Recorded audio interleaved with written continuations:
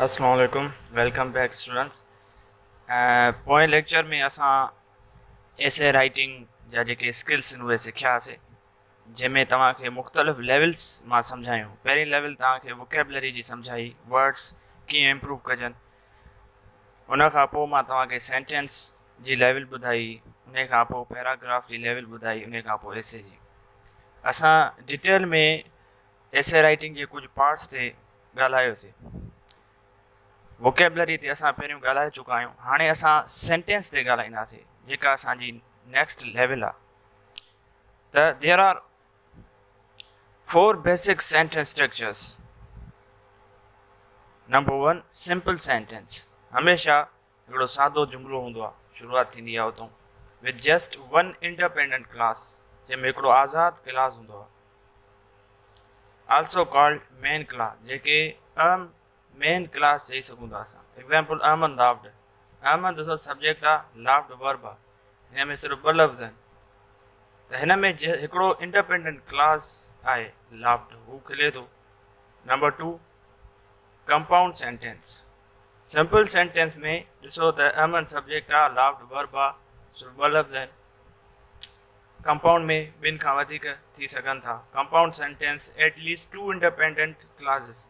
हिन में वरी एटलीस्ट 2 इंडिपेंडेंट क्लासेस आहिनि, Ahmed laughed and Salim cried. त हिन में ॾिसो इलाही लफ़्ज़ अची विया। एंड जेको आहे कंजंक्शन जो कमु ॾेखारियो हिते। त हिन में 2 इंडिपेंडेंट क्लास आहिनि। सिंपल में हिकिड़ो इंडिपेंडेंट क्लास हूंदो आहे ऐं कंपाउंड में 2 इंडिपेंडेंट क्लासिस हूंदा आहिनि। पहिरियों क्लास कहिड़ो आहे, अहमद लाफ्ड, एंड ॿियो क्लास आहे सलीम क्राइड। अहमद खिले थो त सलीम वरी रड़ियूं थो करे। Number 3, complex sentence contains an independent class and at least one dependent class। ही पाण सां हिकिड़ो माना इंडिपेंडेंट क्लास खणंदो आहे ऐं हिकिड़ो डिपेंडेंट क्लास खणंदो आहे। हिकिड़ो आज़ादु, हिकिड़ो ॿिए ते जेको भाड़ींदो आहे उहो क्लास रखंदो आहे। Salim cried when Ahmed laughed. Salim रड़ियूं कयूं जॾहिं अहमद खिलियो। व्हेन WH वर्ड्स जेके बि आहिनि रिलेटिव प्रोनाउंस आहिनि, प्लस में दैट बि। Number 4, compound complex sentence। Compound complex sentence contains 2 or more independent classes। 2 या 2 खां वधीक आज़ाद क्लास हू पाण सां खणंदा आहिनि। क्लास छा आहे? Class makes the larger part of a sentence. जेको कंहिं जुमिले खे वधाए करे पेश करे थो, उहो क्लास हो। एंड एटलीस्ट 1 डिपेंडेंट क्लास, ऐं तक़रीबन हिकु डिपेंडेंट क्लास हुन में शामिल हूंदो आहे। त वरी हिन जो असां एग्ज़ाम्पल था वठूं त Ahmed laughed and Salim cried when the joker ran pass their seats. त हिन ॾिसो त कॉम्प्लेक्स, कंपाउंड कॉम्प्लेक्स जो मिक्सचर आहे हिन जुमिले में। हिनखे तव्हां गौर सां जॾहिं पढ़नि तव्हांखे सम्झ में ईंदो त ॾिसो त हिन में मिक्सचर कीअं आहे। हिन में कंजंक्शन बि आहे ऐं इन खां अलावा ही कंजंक्शन थियो, ही रिलेटिव प्रोनाउन बि हिन में शामिल आहे। इहे सभई शयूं मिली करे हिकिड़ो कंपाउंड कॉम्प्लेक्स जुमिलो ठाहिनि थियूं। उन खां पोइ kinds of sentence. There are mainly 4 kinds। Number 1, declarative sentence. To declare something, कंहिं शइ खे बयानु करणु। Declare, I declare that I am a student, I declare I am a teacher, I declare I am going to Karachi. Declare, बयानु करणु कंहिं शइ खे। Why you are going to Karachi? Okay, you are a student, then what's your duty, what's your responsibilities? So shows statement, जेको statement बयान show करे, कंहिं शइ खे बयानु करे।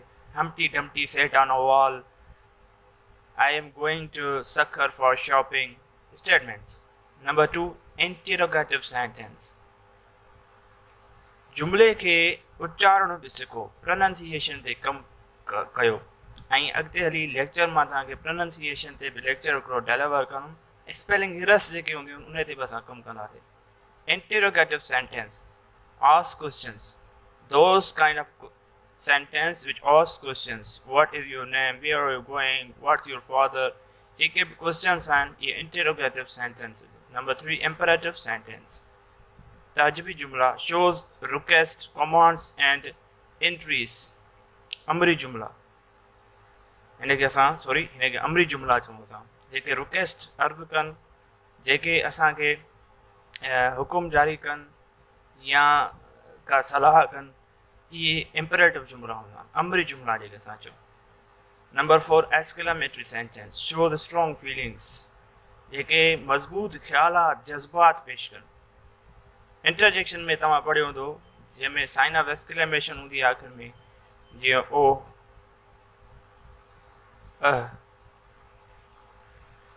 अलॉस। स्ट्रॉन्ग फीलिंग्स में असां ही शो इंटरजेक्शन में असां पार्ट्स ऑफ में पढ़ी आहे।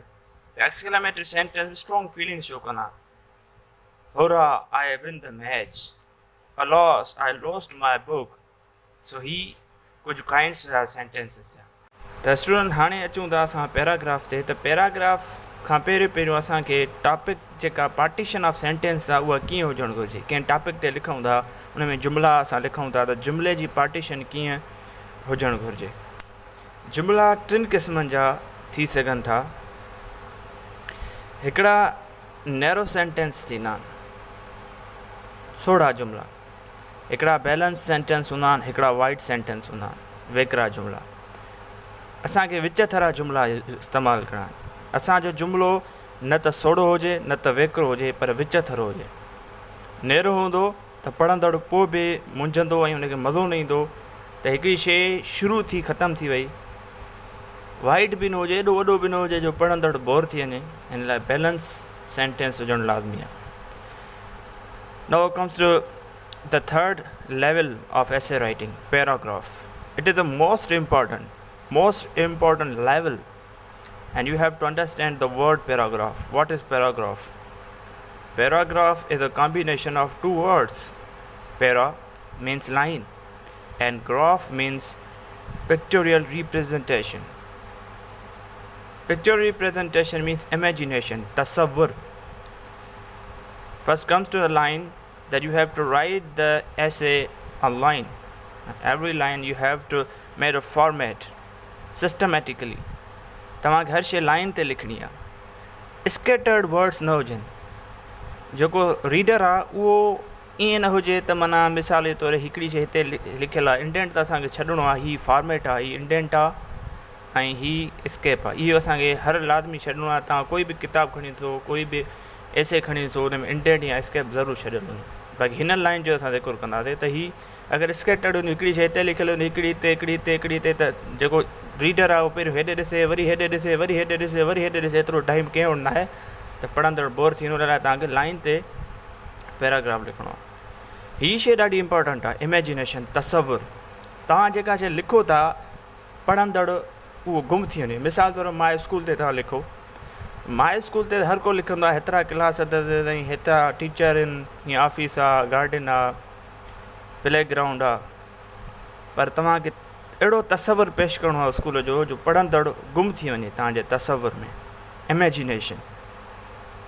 तव्हां मिसाल तौरु गार्डन खे डिस्क्राइब था कयो, बाग़ीचे खे, त बाग़ीचे खे ईअं डिस्क्राइब कयो जो पढ़ंदड़ जॾहिं पढ़े त उहो महसूसु करे त उहो तव्हांजे स्कूल जे बाग़ीचे में पाण बीठो आहे ऐं सॼो नज़ारो ॾिसे थो पियो।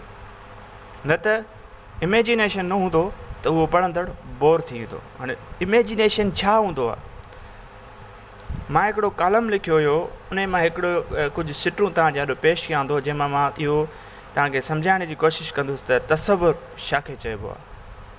त स्टूडेंट हाणे अचूं था असां पैराग्राफ ते। त पैराग्राफ खां पहिरियों असांखे टॉपिक जेका पार्टीशन ऑफ सेंटेंस आहे उहा कीअं हुजणु घुरिजे। कंहिं टॉपिक ते लिखूं था, उन में जुमिला असां लिखूं था, त जुमिले जी पार्टीशन कीअं हुजणु घुरिजे। जुमिला टिनि क़िस्मनि जा थी सघनि था। हिकिड़ा नैरो सेंटेंस थींदा आहिनि, सोढ़ा जुमिला। हिकिड़ा बैलेंस सेंटेंस हूंदा आहिनि, हिकिड़ा वाइट सेंटेंस हूंदा आहिनि, वेकिरा जुमिला।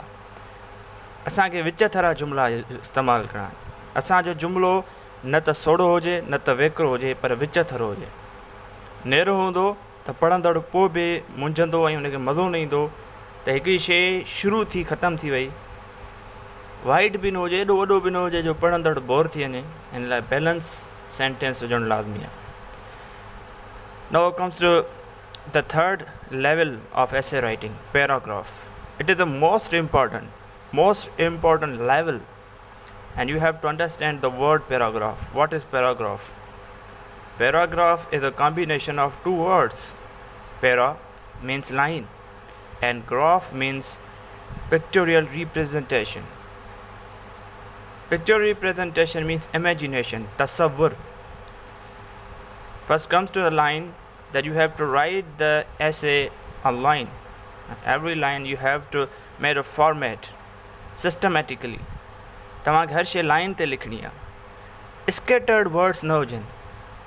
जेको रीडर आहे उहो ईअं न हुजे त माना मिसाल जे तौरु हिकिड़ी शइ हिते लिखियलु आहे, इंडेंट त असांखे छॾिणो आहे, हीअ फॉर्मेट आहे, हीअ इंडेंट आहे ऐं हीअ स्केप आहे. इहो असांखे हर लाज़मी छॾिणो आहे. तव्हां कोई बि किताबु खणी ॾिसो, कोई बि एसे खणी ॾिसो, हुन में इंडेंट या स्केप ज़रूरु छॾियलु हूंदो. बाक़ी हिन लाइन जो असां ज़िक्र कंदासीं त हीअ अगरि स्केटर्ड हूंदी, हिकिड़ी शइ हिते लिखियलु हूंदी, हिकिड़ी हिते, हिकिड़ी हिते, हिकिड़ी हिते, त जेको रीडर आहे उहो पहिरियों हेॾे ॾिसे, वरी हेॾे ॾिसे, वरी हेॾे ॾिसे, वरी हेॾे ॾिसे, एतिरो टाइम कंहिं वटि न आहे. त पढ़ंदड़ बोर थींदो. हुन लाइ तव्हांखे लाइन ते पैराग्राफ लिखिणो आहे. हीअ शइ ॾाढी इंपॉर्टेंट आहे, इमेजिनेशन, तसवुर. तव्हां जेका शइ लिखो था, पढ़ंदड़ उहो गुम थी वञे. मिसाल तौरु माए स्कूल ते तव्हां लिखो, माए स्कूल ते हर को लिखंदो आहे हेतिरा क्लास ताईं, हेतिरा टीचर आहिनि, हीअं ऑफिस आहे, गार्डन आहे, प्लेग्राउंड आहे. पर तव्हांखे अहिड़ो तसवुरु पेश करिणो आहे स्कूल जो, जो पढ़ंदड़ गुम थी वञे तव्हांजे तसवुर में, इमेजिनेशन. तव्हां मिसाल तौरु गार्डन खे डिस्क्राइब था कयो, बाग़ीचे खे, त बाग़ीचे खे ईअं डिस्क्राइब कयो जो पढ़ंदड़ जॾहिं पढ़े त उहो महसूसु करे त उहो तव्हांजे स्कूल जे बाग़ीचे में पाण बीठो आहे ऐं सॼो नज़ारो ॾिसे थो पियो.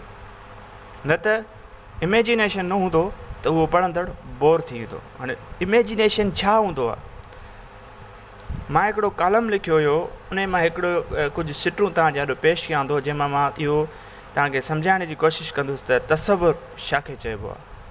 हाणे हिते तव्हां ॾिसो त मां सिंधीअ में हिकिड़ो पैसेज खयो आहे हिकिड़े कॉलम मां, जंहिंमें मां लिखियो आहे त मींहं वसण करे वारियासीं माॻ ते, वारीअ जूं भिटूं ठेठि सायूं थी वियूं हुयूं, जिते भूरियूं ढगियूं ख़ूब गाह पयूं चरनि, हर तरफ़ हुगा ई हुगा हुयो.